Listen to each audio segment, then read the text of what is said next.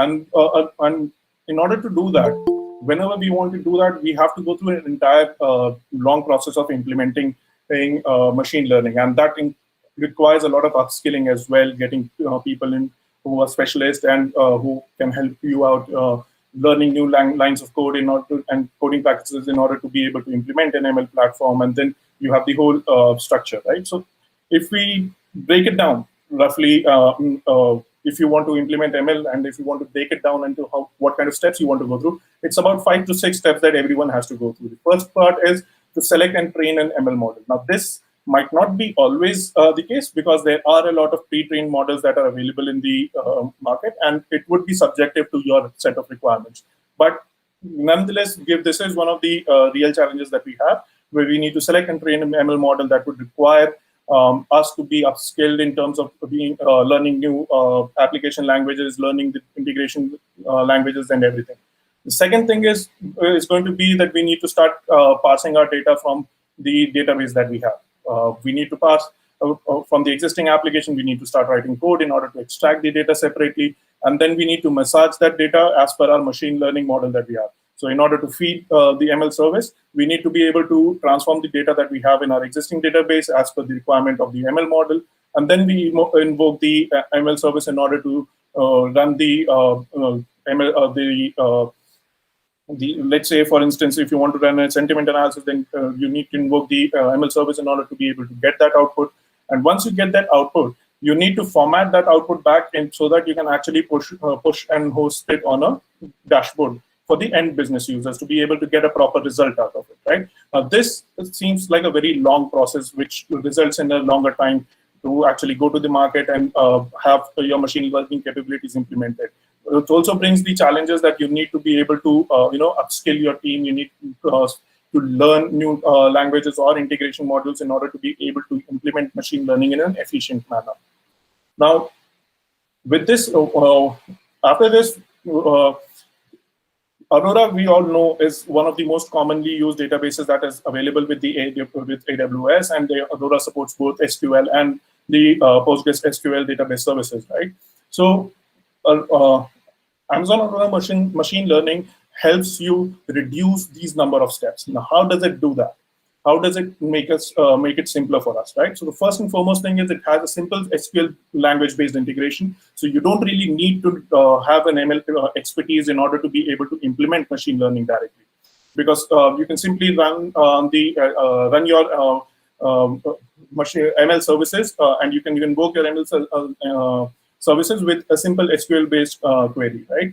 And Aurora machine learning has integration with your Amazon SageMaker and your Amazon Comprehend as well. SageMaker, as you know, there's a lot of pre-trained models in that. There are also models which you can use, provide your own data, train it as per your own set of requirements, and then invoke for your usage. And the other one that we're talking about, Amazon Comprehend, is another service that we have in AWS right now, which gives you a lot of details in respect to identification of languages, with respect to with sentiment analysis. The Comprehend service in itself is basically supports more than, I think in the past year, it started supporting more than 11 languages, the English, French, and other. But before this instance, let's just take English for reference, right? So, and you will get the results and the predictions from these services right in your relational database itself. So you can actually have the responses in the form of your relational database tables, which makes it very easy for you to be able to integrate with your dashboards or other services that you might have, or extract the reports for your business customers. The next benefit that it brings to table is the low latency. It is low latency because these integrations are directly happening between Aurora and your Comprehend or your SageMaker service, whichever ML service you want to invoke, right? So you don't have to build a pipeline in order to be able to run your ML service on top of your data set. So, secondly, while running in batches, you're able to run the ML service on a larger chunk of data as compared to running it individually row by row in order to get your predictions out of it. Now, we'll do a quick demo to see how that works, and we'll discuss more about that when we are in the process of the demo. The last point is security and governance. One major thing about this is that your data at the end of the day never leaves your Aurora database.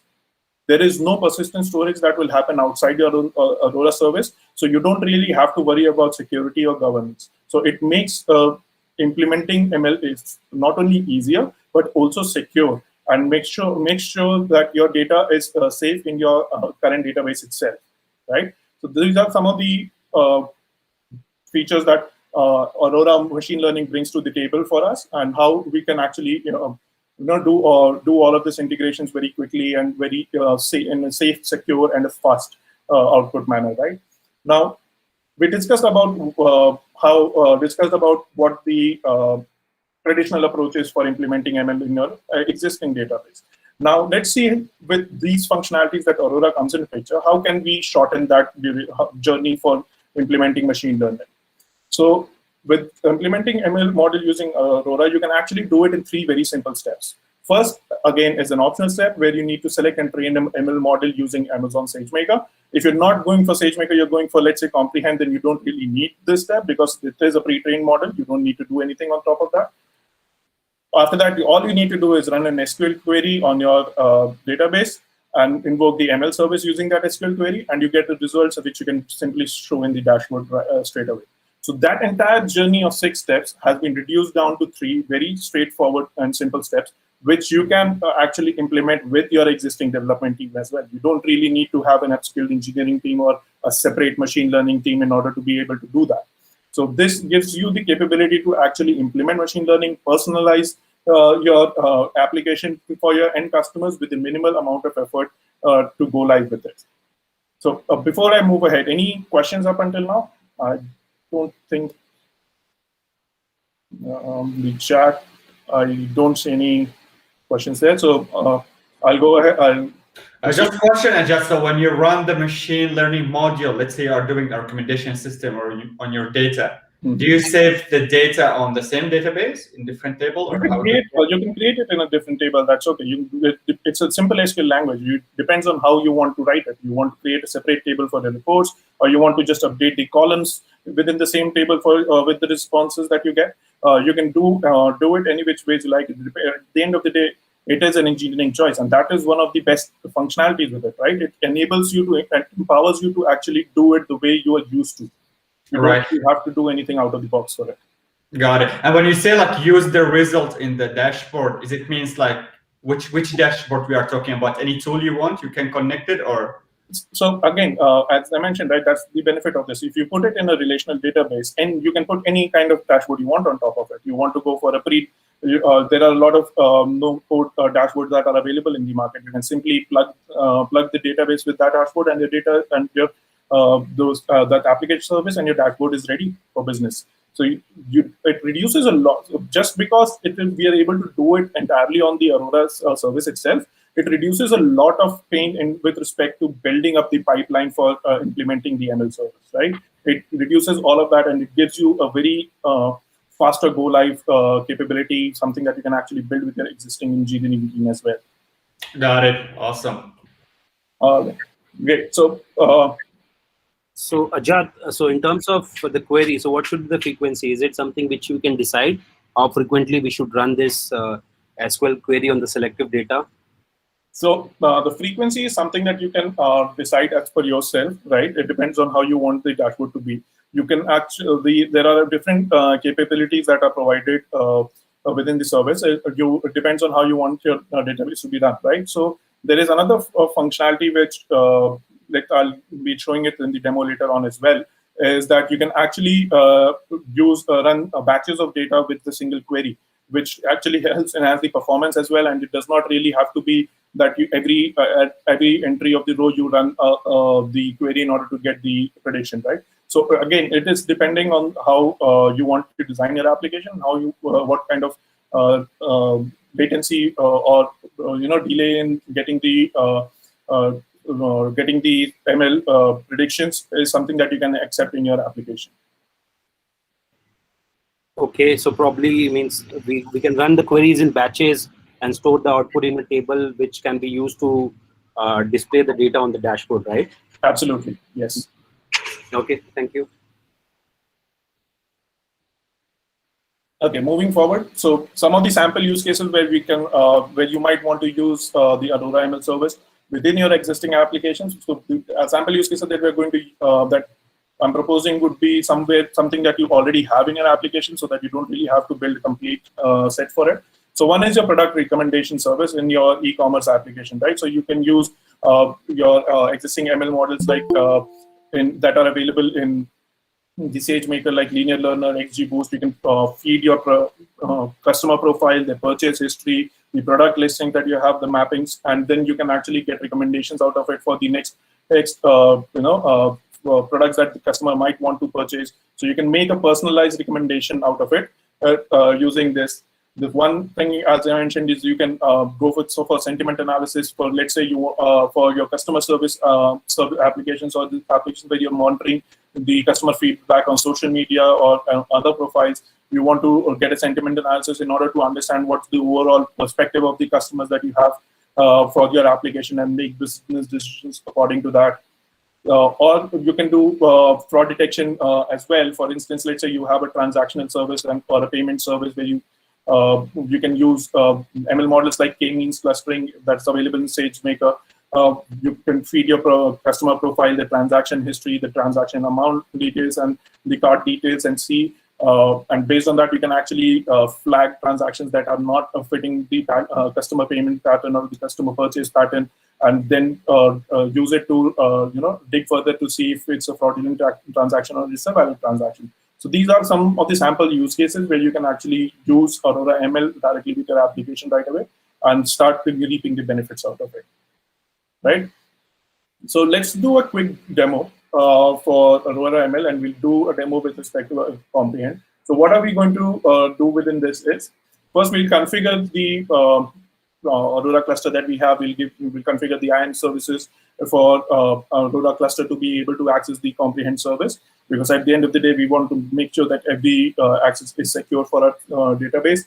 The second thing we're going to do is we're going to trigger the Comprehend service using the SQL dashboard that we have, and we'll check a few things, play around with what kind of results that we can get, and we'll see how the performance works in this as well, right?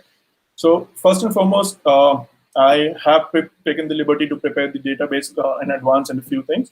So I'll just show you how it is. So we have Aurora SQL cluster available already made. So I made a staging cluster for the demo purpose. Obviously, when you make a production-ready Amazon Aurora cluster, you will have more read nodes available in that. So just one second here. So now let's go and see what we need to do in this case, right? So in the connectivity segment, if you come down, you have two different segments. You have select IAM roles to add this cluster and select services to connect to this cluster. So once you select the service to connect cluster, you'll get the options over here. You get SageMaker and you get Comprehend. And if you can select Comprehend and connect the service, it will create an IAM role. So I have already done that. So you can see that there is an IAM role that is already created over here, right? Sorry to interrupt, Ajat. So are you sharing your screen, the console? Can you not see my console? We can see the PowerPoint, but not the console. Okay. Let me just let me check once again. Yeah, just share the whole desktop. Yeah. Just give me 1 second. I actually have split screen, so I'm not sure if I can share the whole desktop right now. So just give me 1 moment.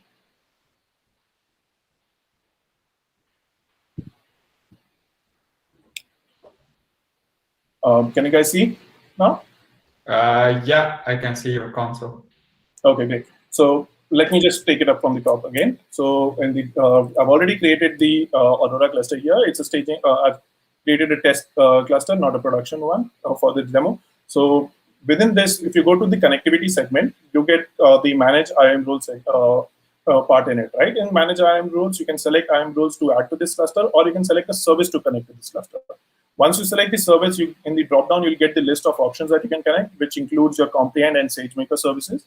So you select Comprehend, and when you and connect the service, what it'll do is it will create an IAM role for this cluster to be able to connect to Comprehend.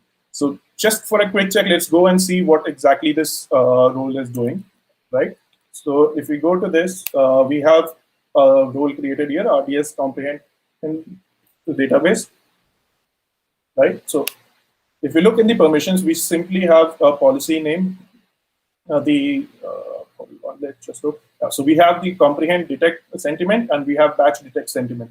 So these are the two access points that we have from Aurora for comprehend service to call these two services from Aurora itself. And there is no other role or access given to the service. So once we do this, what we need to do is we need to go to the configuration, because now what we need to do is we need to update the cluster configuration because in order to make sure that we can act, so the cluster configuration, the parameters are there here, the parameters which you need to configure in order to give values that are not part of the default Aurora cluster, right? So if you come here, you'll see that AWS default comprehend role is already over here. So this is the parameter we need to edit. Sorry. And this parameter, what we need to provide is the role ARN that we have. So we copy the role from here, come over here, we paste the role, we save changes. Okay. Let's choose this.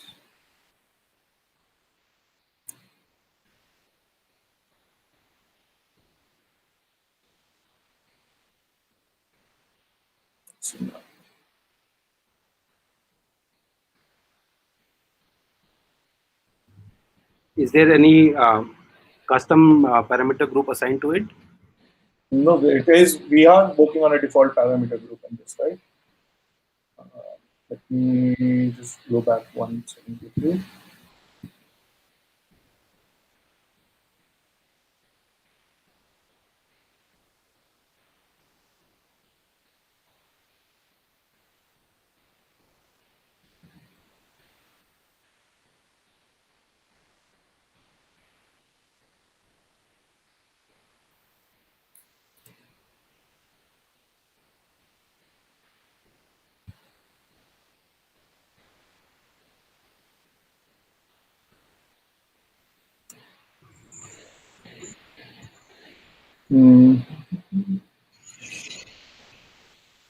So default one, Ajat, you cannot modify it. So probably you need to assign a custom parameter group.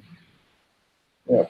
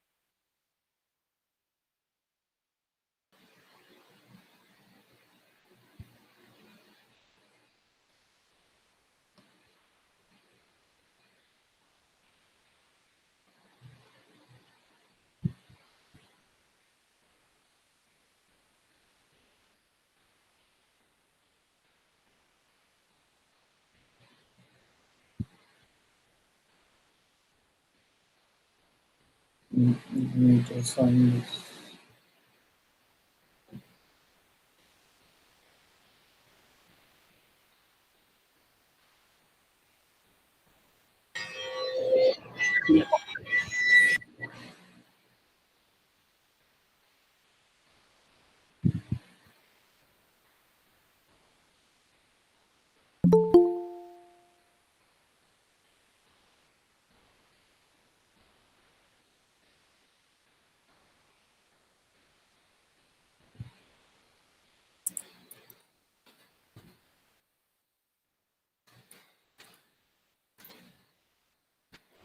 So probably you can modify the database and assign the new one. Yep, I'll have to do that. Yeah. If you have some technical difficulties, we always face a problem with our demos in presentation. You can just skip this if No, you would just like. attaching Yeah. it. Just 1 second. Just check Yeah, it. no worries. That means it's a real demo. That means it's a live demo, exactly. Yeah. Only brave people do this, man. That's okay. Sometimes we kind of skip a few things, miss on a few things, right? It's okay. We learn together at the end of the day.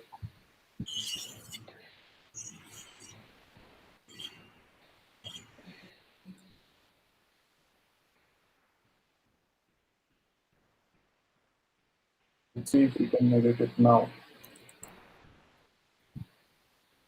Yeah.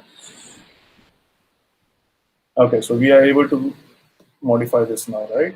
Nice. So, sorry, let's get back on this one. Sorry for the hiccup, guys.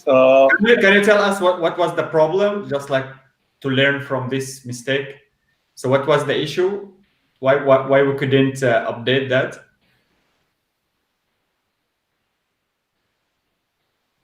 Yeah, so basically the default parameter group which is assigned, right? You cannot modify the default parameter group. So if you need to modify the setting of parameter group, you need to create a new one and then assign that to the database. Okay. Yeah. Awesome. Okay, great. Thank you, Vivek, for that insight. Let's see about this one right now.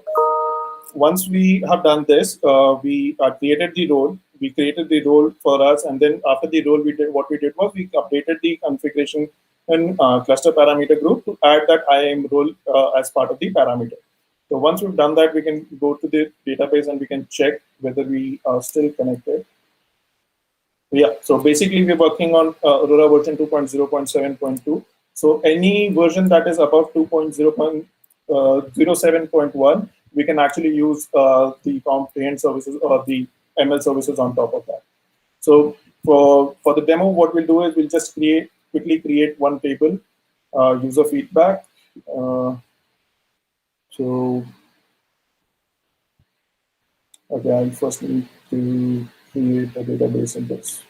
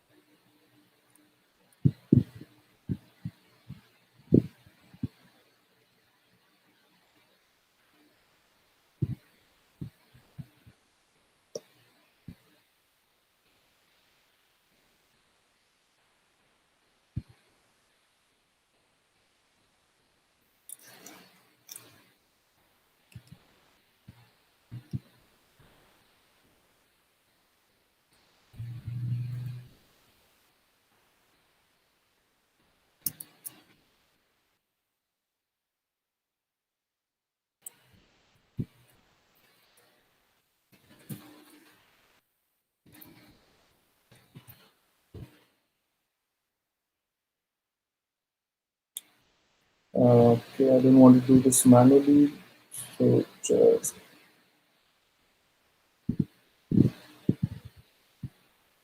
Can you guys see my screen right now? I'm facing some problem. Yeah, we can see when you switch. So it looks good. When I switch, but for some reason, the scrolling has stuck for me. Not able to scroll back.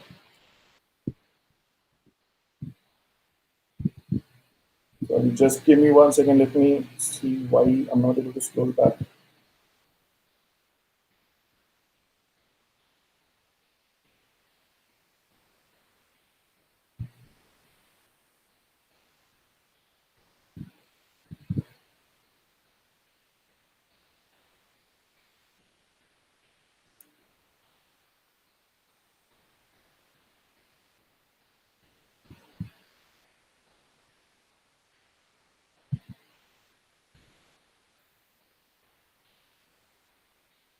Just to time check, Judge, you still have around 7 minutes, or 5 if you want to leave some questions for the guys. Yes. Sorry, just I don't know. My system seems to have frozen right now for some reason. Just give me one. Let me see if I can bring it back up.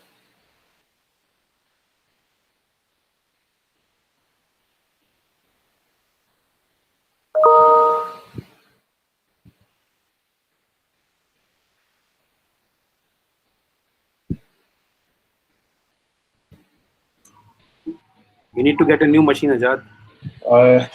Looks like it. I don't know why I'm not able to do anything in this right now.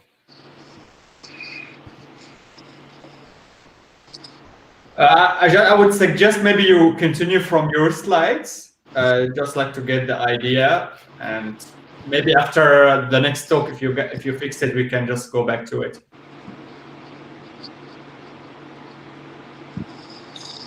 Okay. All right. So basically, sorry, just give me 1 quick second. Let me see if I can do anything out of it.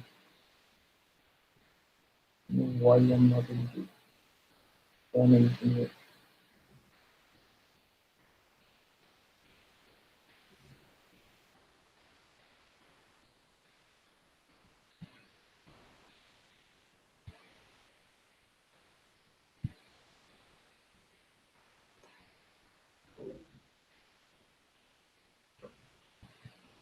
Kaushik, your daughter wants to learn some machine learning. I can see that. Oh yeah. She's waiting for Ajat uncle to share some. So Ajat, do you want just to share your slides? Your slides again? Yes. Okay. So I mean, it's fine if the demo, it's usually always happen, you know, the demo is not working. So maybe you can just go through the slides for these few minutes. So I have my here. Okay, let me just give you a quick run through of what's happening. I'm able to scroll here now.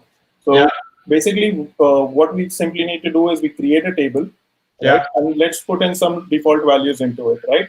So when we put some default values into it, we can go with simple comments like we have great product, good job, mediocre, I don't like it, loved it, terrible service, etc., etc., right? Now, when you're doing a feedback, when you want to run comprehensive service on top of this, how do you want to do it? So basically, Aurora gives you a simple function in order to be able to call this, to invoke the, again, it's stuck, to call the invoke service again, right? So basically what you can do, I'm not able to select anything. So just see from lines 40 to 43, if you see in the query that's open right now, what you can do is you can simply need to call the AWS comprehend detect sentiment, right? And you tell them the column name where you want to, from where you want to pick the data. You give them the language, because language is something that comprehend requires as part of its input, right? And as part of that, when you do that as a sentiment, what you get in result is three things. Either it's going to be positive, it's going to be negative, or it's going to be neutral. So what you get is, let's say in this case, we have inserted 7 different rows, right? So in this case, you get a response of 7 rows with their sentiment defined as either positive, negative, or neutral. And the second line that we have is AWS comprehend detect sentiment confidence. What this will do is it will give you back the confidence that is there in the sentiment rating that they provide. So the confidence can be, if it's positive or negative, the confidence can be somewhere around 98%, 99.123, or something like that. If in case neutral, the confidence generally is around 51 to 60% roughly, right? When we're doing this, when we're running this query, what exactly it does is basically it basically pulls your data in batches and then executes the ML service on top of that.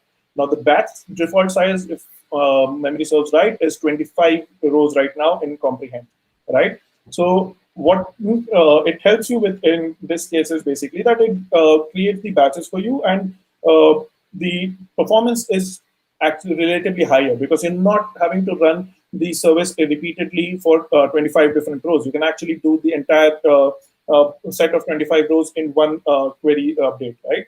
Now, if you want the same function, if you want to, let's say, run it on a row by row basis, because there is some other requirement that you need to implement in that. So what you can do in that case is you need to add an additional parameter, as you can see from line 55. You can add an additional parameter for the count. The count can go from 1 to 25. So if you add 1, it will run the same job one by one on your data, on your rows of data, right? And in that case, what you'll notice is that the performance is significantly higher as compared to the performance that you get when running it in batches. right? So that is one of the things. Let me see. I can scroll back. It might take a few seconds. And these functions, they shouldn't be running in the live dashboard scenario, right? It has to be run and stored in the database for reporting purpose, right?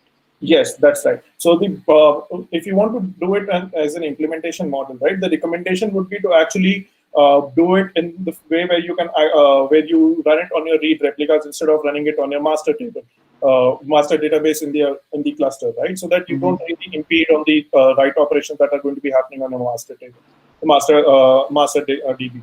So this way, and you run it in clusters. Again, at the end of the day, it comes down to your business requirements with respect to what kind of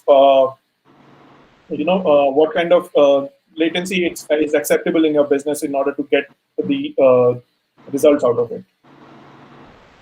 Nice, that's cool. Do you want to free some time for some questions, Ajat, or you want to share more stuff? I mean, you have just 3 minutes, so we don't. I think I'm pretty much done with what we have. So that actually covers what we are doing as part of the query and what are the process. So this is just giving you the batch, right? So if you run it in batches, you do it 25 in one go and then get the response out of it. Awesome.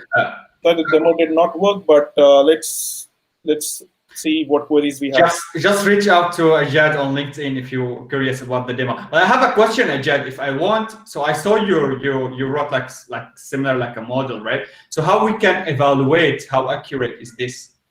And can you, if for example, if it's not accurate after you evaluate these models, how we can like tune some of the parameters? Do you have control to tune a lot of parameters, or how does it work? So, thank you for bringing up that question. So what I want to highlight with this is the Aurora ML service is not a machine learning model in itself. What it provides is the capability for you to be able to execute machine learning models on the Aurora database directly as part of the SQL service, right? As in the form of an SQL service. So when these predictions that we are running, this is again part of evolving your own ML service that you have. In the instance that we were looking at right now, we're looking at comprehend, which is a pre-trained model. You can't really do much in that aspect, right? You're putting in the data, you're getting the response out of it. So let's just assume if you go with SageMaker and you put in a model which needs the data for learning. So it will follow any standard structure that you have. So Aurora ML will have nothing to do with it. The SageMaker model that you have implemented in order to get your ML services running, that model you would need to keep you would need to keep evolving that model by feeding the data that you keep getting in terms of your application. So it will grow as it learns. It's the basic definition of any ML model would fit in that as well. So we're not really, as part of Aurora ML, we're not really working on that. That is still the machine learning that you're doing on top, the service that you're implementing.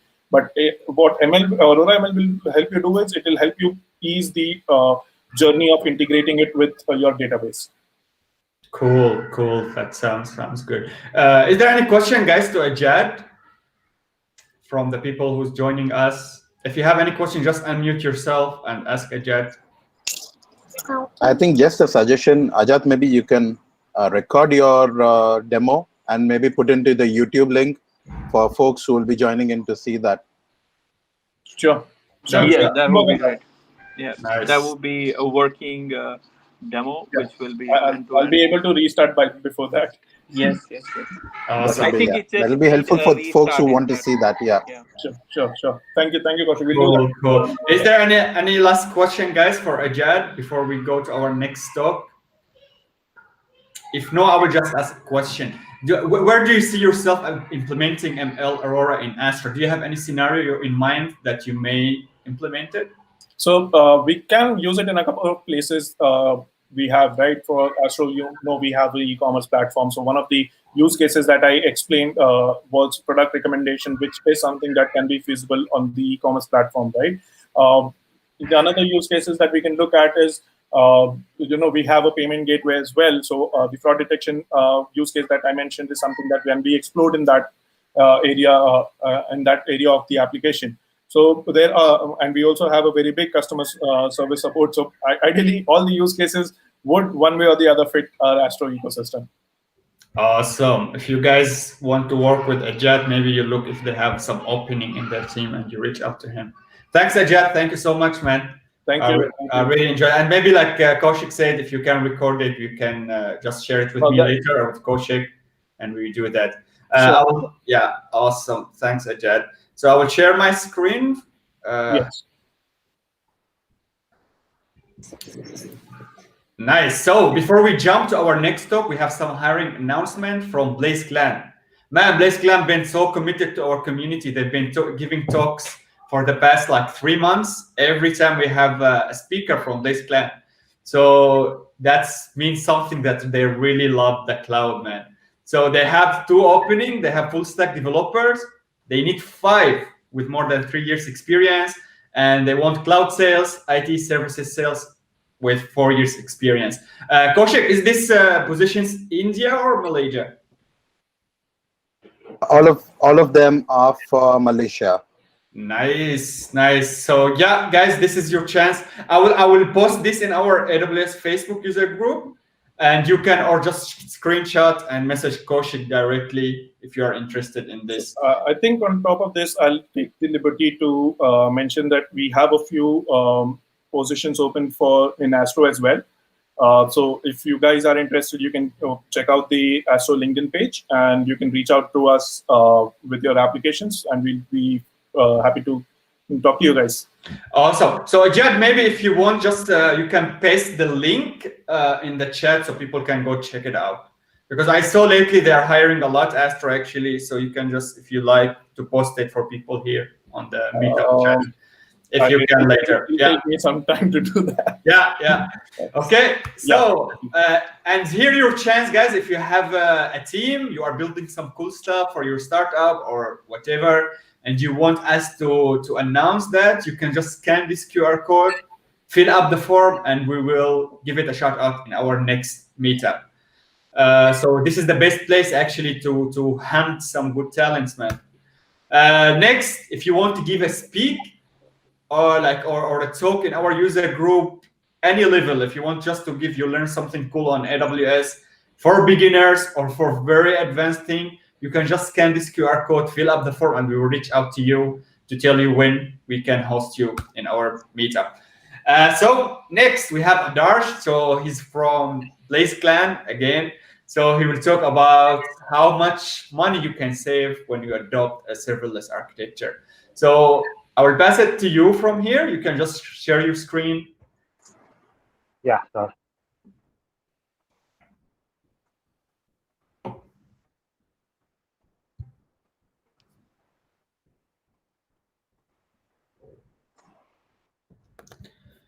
Yeah, and just I saw Muhammad Ali. Actually, he just shared a link on the chat where you can check the career at Astro. So you can guys take a look as well there. And it's a very cool place to work there, actually. So you can check it out. Yeah. Okay. So before I start, can you guys see my screen? Yeah. Yes, we can. Yeah. So good evening, everyone. So I'll be talking on cost optimization by adopting serverless today. So when the cloud has launched, it has given a lot of capital expense and operational expense liability to the people. So capital expense is one such thing that someone saves from the data center. But today I will be covering the operational expense. While you are on AWS and using the service, you can save up the cost without compromising the performance. So before I start, let me introduce myself. So I am Adarsh. I am working as a senior cloud engineer here at Blaze Clan Technologies. So I specialize in cloud DevOps and automation. I'm also an APN ambassador recently onboarded. So that's a little brief about myself. Let's straight jump into the PPT. So here I have a set of questions that are predefined, and I'm going to answer those questions. So first question is that, are you using the cloud, the data center way? See, when we use the EC2, the servers, we get some kind of a cost benefit because it's based on the time we use it, but it's not on the value we use it. So any serverless service like AWS Lambda functions. So in Lambda functions, we are not built for the hours or the predefined cost. We are billed for the value that we are taking up from that server. So when we run EC2, we are pretty much running it the data center way. So we pay for instance and we also pay for the EBS volume. But instead, if we run the Lambda functions is a cheaper option because the billing is on the number of requests that you get. So it's on the actual number of requests that you are getting and the runtime, the time that your function takes to execute it. Also, there is a free tier in which 1 million free requests are there per month and 4 lakh GB seconds per month are free. But if you go with the EC2, the free tier is only on T2.micro, and that's the instance size that is fit for the POC. So running a Lambda function for your application, if your application supports serverless platform, it is way much cheaper. Yeah. So one more other thing that we pay for when we are using the EC2 is the scaling and availability. So the thing with serverless services are that they are the scaling availability are on the AWS side. We don't need to worry about it. So we save cost there as well. So any cost that scaling and availability will cost is already included in the Lambda package that we have, the money that we pay. So we don't need to pay for the extra. Again, and when a serverless technology, we don't need operations support. So you can save that cost as well in the picture. Then when we run on EC2, we need patching, security updates, and other performed updates. But these updates are automatically performed by AWS in the backstage when we use serverless. So this is where we can also avail all these speciality of scaling and availability without paying it for the extra cost. So let me take one example. Suppose we do have auto scaling we can configure in the EC2 as well.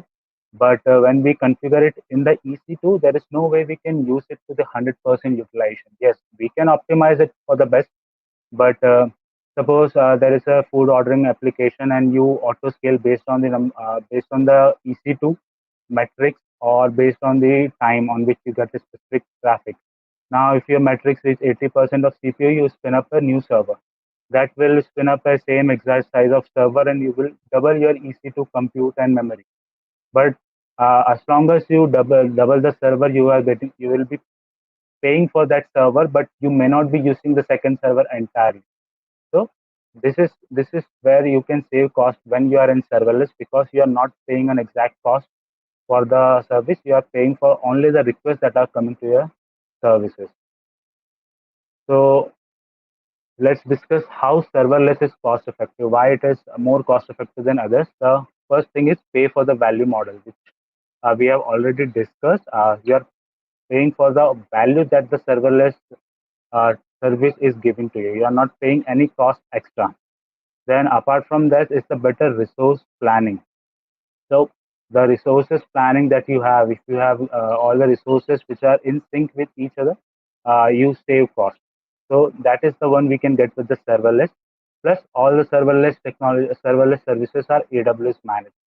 So again, with AWS managed, all the scaling and patching are on the AWS side. We don't need to pay for it, and we can prevent the under provisioning or over provisioning of the server. So we are not using any of the extra compute, neither we are paying for that compute. So when we have some kind of application, when we have unpredictable uses, then serverless is a better option because servers can cost expensive in the unpredictable uses section. Then again, in the servers, we need to configure the auto scaling for servers, which again takes time and cost you.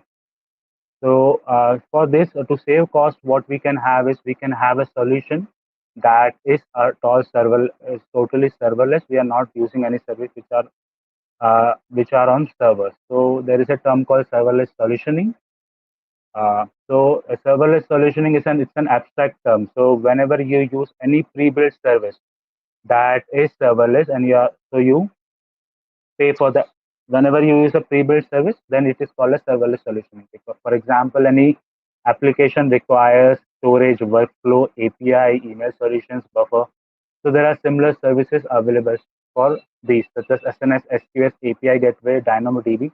So when our architecture is including all these services, we can call it a serverless solutioning. So serverless solutioning reduces a lot of cost and also reduces multiple overhead. Guys, if you have any questions, you can unmute yourself and stop me and ask me. So while I move ahead with this presentation.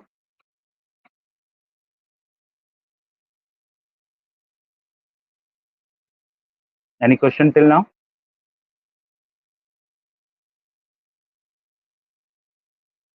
Okay, in your experience, between serverless and a monolithic model, where you Yes. have found basically a monolith having advantage, and where you have found a serverless having more advantage, or there are different types of basically domains over there. So did you find any basically specific areas where, for example, monolith is has more basically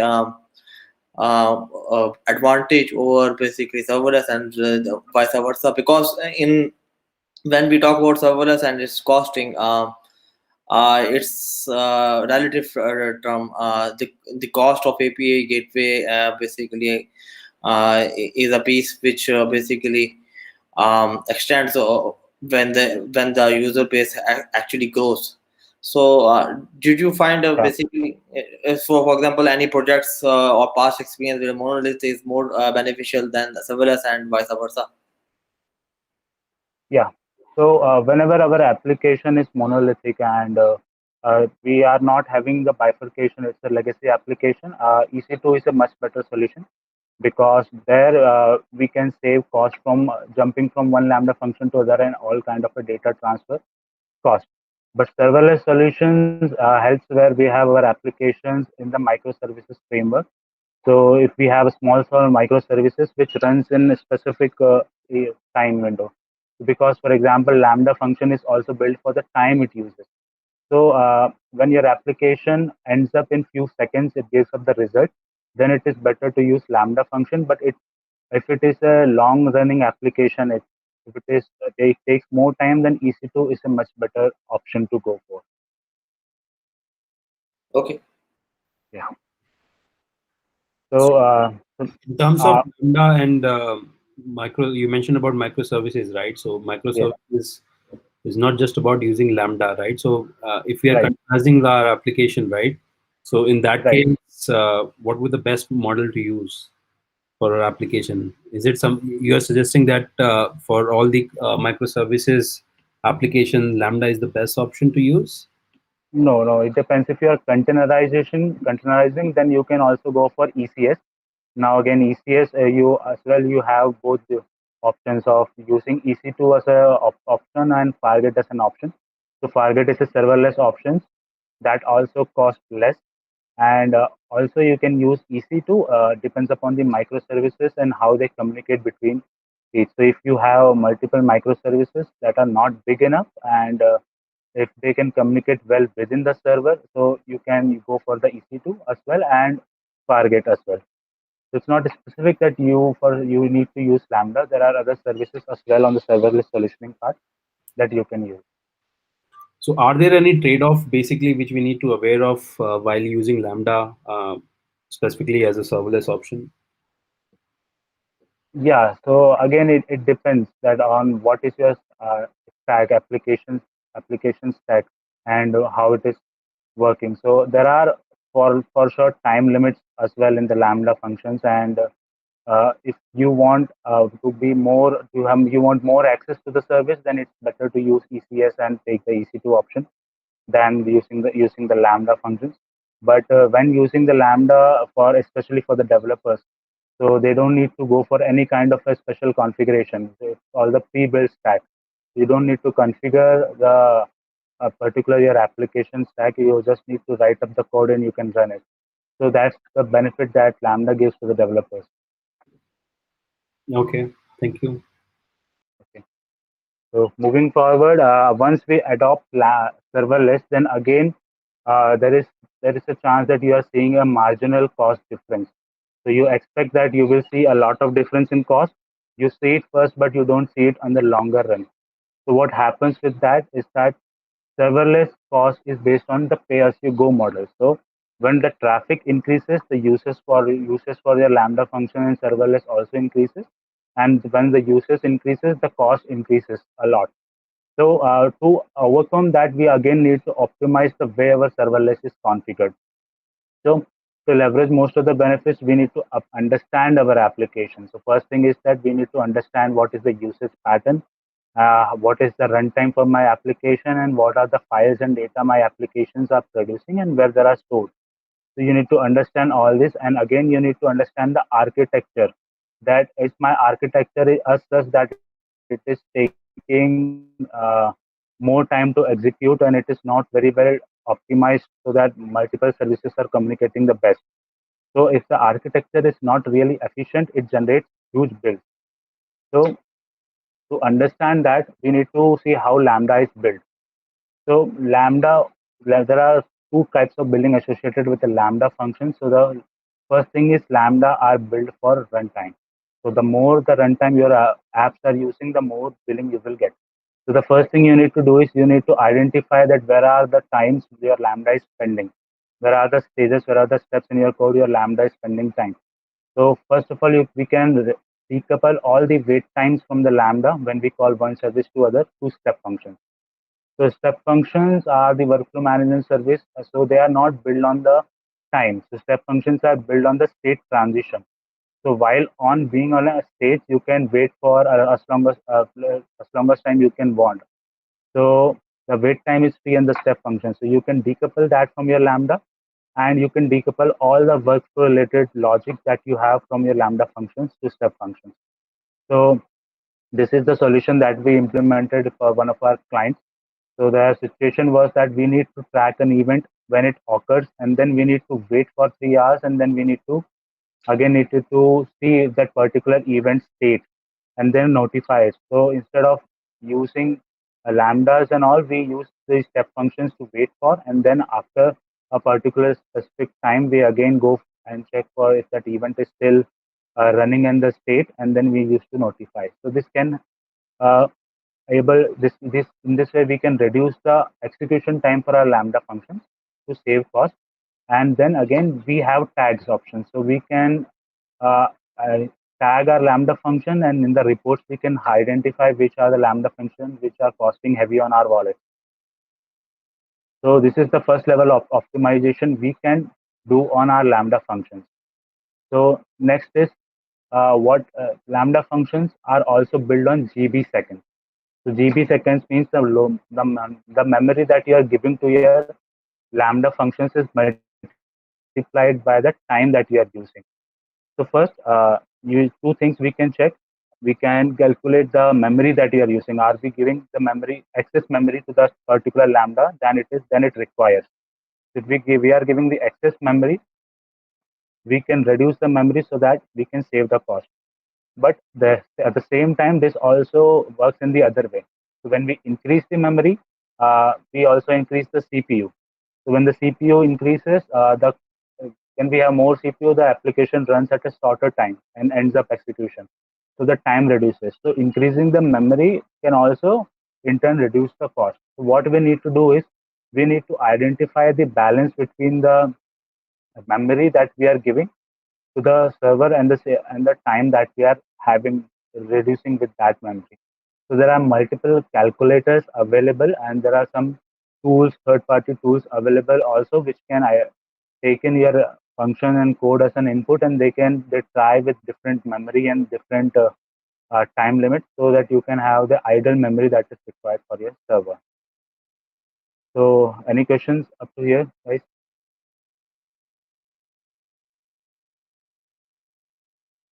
So how do we determine this? Means what's the best approach? Means you mentioned about optimization, right? So Right. so how should we determine that what is the right capacity for us? Means Yeah. So for that, we will need to do some tries. You need to try with different memory, and then you can always go in the CloudWatch logs at what time with particular memory that your function executed. So you can try with different memories, and then you can identify that if we increase the memory, then how much time it is taking. So even if you save some milliseconds of time in the seconds of time, it creates a huge difference in cost, because when you in production you receive millions of requests, then you can save a lot of uh, money with that particular milliseconds that you reduce. You can do that. And again, if you don't need to do it the manual way, there are some calculators and open source programs that are developed that you can check for the idle memory. Okay. So basically, is it something which we have to determine based on single execution response, or do we need to do like some kind of testing or a larger testing in order to determine the overall performance? Yeah, it depends upon the application. You can have multiple tries as long as you are comfortable that yes, this is I'm done with my testing, and this is the right memory I have. So depends upon the functions also, what exactly the function is doing. It may behave differently with different kind of requests. So you may need to test all those requests as well. And if it is a single, it behaves similar for all the kind of requests, then you can go with less tests as well. So that way you can determine it. Okay, thank you. So moving forward, again, ECS, there is a small comparison I have bring here. So ECS comes with two types of option, using Fargate and using EC2. So ECS, as we know, it is a container service. So here Fargate is the serverless option that we have. So let's compare that billing, that how it is done on EC2 and how it is done on Fargate. So EC2 pricing is fixed on instance type. So the instance type you are using, you will be billed for that instance type. And but Fargate, it is the pricing on the task. So the task that you decide for the Fargate, you will be billed on that particular task. So in EC2, we pay for the full instance, but even if we don't use it to the max, or we can optimize it, but in Fargate, we only pay for the requirements of our task that we have. So now which to use where? So if your use case is predictable, so predictable tasks are cheaper if we are highly utilizing our EC2. We have selected the EC2 which is of perfect size and we are highly utilizing it, then predictable tasks are cheaper on the EC2 end. And if our tasks are unpredictable, that unpredictable usage it gets, then Fargate is a cheaper option. So again, EC2 uh, also comes with spot instance. So if we use spot instance, then EC2s are cheaper, and Fargate is expensive if we are selecting high CPU and high memory for our task. So it depends on our task. If it is require high CPU, high memory, then it's better to go with the EC2 and select a compute optimized or memory optimized EC2 and reserve it or use the spot instance. But if it is if the CPU and memory for our task is less, then we can always go for the Fargate option. Moving on, let's discuss some other services. Apart from Lambda and other services, there are some other serverless services that we have. So to get a comparison, we can also use this server SQS or SNS with other if we use EC2 as well. But if you want to optimize much cost on these services itself, there are some special ways that we can try to reduce cost on these services. For example, SQS. So SQS proves to be cheaper if we batch our request rather than processing one message at one time. We can batch our messages and then we can use SQS. So if with batch messages, SQS is cheaper. And then second way is long polling, reduces cost and empty receives. So if we poll in the short polling every time, there is a chance that we get empty response, empty receive. So if we use long polling, then the empty receives reduces and it also reduces cost. But again, it depends upon the application if the long polling is suitable for you or the short polling is suitable for you. And SPS is always a cheaper option than using our own self-managed buffers that we have in our data center, or if we create such buffers on our own, because they are always on. But SPS, we are paying for the value we are taking out of that SPS. Similarly, there are other services as well, in which we can save some costs, such as CloudFront. We can save data transfer cost region by region. So if you are running in particular region and your uh, users are spread up across the globe, you can use CloudFront because it uses the caching mechanism. So the cost for caching is cheaper than the data transfer cost that we get. So CloudFront proves to be a cheaper option there. Similarly, S3, we are all aware about S3's different storage classes. And again, SES. SES is a more cost-effective option than owning a mail server if we need. So SES proves more cost-effective if only the sending is used. We are not using a mailbox for receiving. If your application is sending business mails and all, then SES proves to be the cheaper option. Also, with the API gateway, if we use HTTP APIs, this AWS claims that HTTP APIs are 70% cheaper than the REST APIs. And HTTP APIs also offer the similar support that REST API do. They also integrate with Lambda functions and all. So if we can move to HTTP APIs, we are going to save 70% of our cost. So that's it for today's session for the cost optimization. You can, if you have any questions, you can ask me. Awesome. I have a question actually. I really love AWS, man, and I feel it's a serverless architecture, and I feel really it's powerful, right? But lately, I start feeling when you are using a serverless architecture, like using a lot of lambdas and API gateways, most of the time you are starting hitting limits, man, on lambda. Like you don't have enough lambda, or you are keep like running lambdas too fast that you hit the limit and you start going down, right? What do you think about this? Yeah, so you're talking about the number of lambda functions that we can have.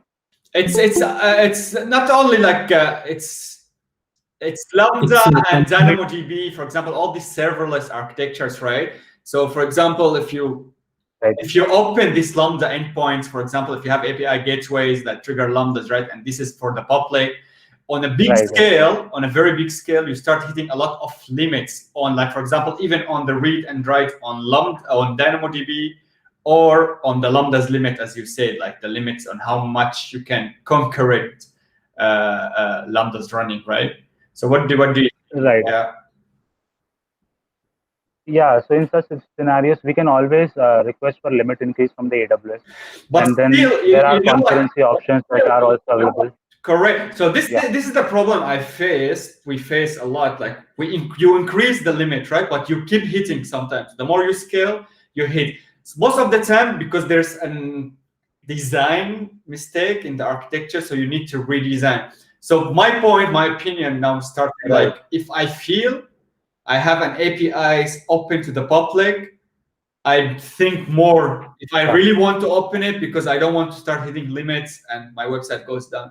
So just like this is what I started thinking lately. Yeah, and we had this discussion before with Salam and Kaushik. Yeah. Right. So yeah, it depends upon the application architecture as well for a lot of time. So if your app architecture is hitting the Lambda functions invocations more than the required, if it's not the actual end user that is requesting or the application requesting multiple times, in those scenario, serverless can also prove to be expensive solution as well. So that we need to bifurcate and we need to optimize the architecture. And for other limits, if that's not the case, then we can try with a greater limit and run for 1 or 2 days and see how it is behaving with a greater limit, request higher limits, and then we can decide that is it serverless is actually proving right for our application or not. So there are not every application is supported for the serverless. So that also can be taken into consideration. Correct. That's a very good answer, actually. Yeah. Ali. So it drills down to the architecture and what you want. So basically, if the architecture is not suitable or it is not well made for serverless framework, then of course there will be a lot of issues. And I think the prerequisite for going to serverless architecture is that your architecture, everything should be drilled down, and all the parties or stakeholders should know that basically what needs to be done on us, and what is required in a serverless domain or serverless architecture, and what kind of services we will be using, and how different components of the system will be interacting. Right, exactly. So I think I would like to add on to this. So I think you use any AWS service, right? So I think first thing which you need to do is get familiar with these limits, right? So these limits are there for a reason actually, because in AWS you have the flexibility to launch resources as and when required, right? If these limits are not there, then your bill will suddenly shoot up in case of any security issues, right? So first thing is to understand these limits, and then understand how it impacts your application, and then monitor those limits as well, and then have a practice to have an automatic kind of remediation in order to increase those limits. So that's it. That's what I would suggest, because every service, even if you look at EC2, that has also a limit number of EC2 which you can launch, right? So any service. Right, exactly. So it's more about understanding those limits, how it impacts your application, and then monitoring those limits before it actually impacts your application, and take some actions in an automatic manner. Yeah, that's a good point too, actually. Yeah. Awesome. Right. Any other question? We still have some time for questions. Anything related to serverless, guys, you can ask. Okay, if there's no questions, I will take one last question then. So usually when you have a serverless architecture, right, you have basically it's microservices, right? So you have multiple things, right? How do you do the rollback in this? Let's say you have like multiple Lambdas connected to each other, and you deploy something, you find a bug, and you want to roll back and all these things. How do you handle these things? So the best thing is to use the version and alias capability of Lambda function. So what we can have multiple versions for the same Lambda function. So versions are also unchangeable. So you cannot modify the code. So you can have version 1, and then you can have a version 2 out of it, and then you can point an alias for production to version 2. But now if you realize that this is not working, something has changed, you can just go to your API gateway or the load balancer to switch from version 2 to version 1 in no time. So that's the easiest way we can have a rollback here in the Lambda functions for sure. Awesome. Great. Last question, guys. Anyone? Kaushik? Meanwhile, you can also connect with me on the LinkedIn. I have pasted my QR code here. So if you are interested to connect, we can connect on the LinkedIn as well. Awesome. If you guys working on a project, you have questions, just hit him for free, right? Or you are charging for a question? No, for free, definitely. Awesome. Okay, I think that's it then. Thank you so much, Adarsh, for joining for the first time in our user group. Hopefully we get you one more time later. I will just share my screen. Thank you. Yeah. We are not done, guys, yet. We will have a networking session to catch up together. So just let me. So please, like, do scan this QR code. We are like around 20 people here. Just like hit your feedback about our user group and what do you think we can improve or anything you would like. I'll just leave it here for few seconds if you guys want to give a feedback. Yeah. Awesome. And you can follow us on all social media. So now we have our main one, actually Facebook for discussions, and we have meetups for all the meetups we do. YouTube is a new one. We have now almost 100 subscribers, so we are getting there. And we have a LinkedIn group as well. Don't forget, if you want to give a talk, just like let us know in advance, or fill up the form which we share on Facebook group, and we will reach out to you. So now what we are going to do, this is something new we were trying for the past 3 meetups. We will stop the live stream on YouTube, and we just hang out for like 5-10 minutes and sharing about anything. We can talk about anything. So just let me know, Kaushik, when we are not live anymore.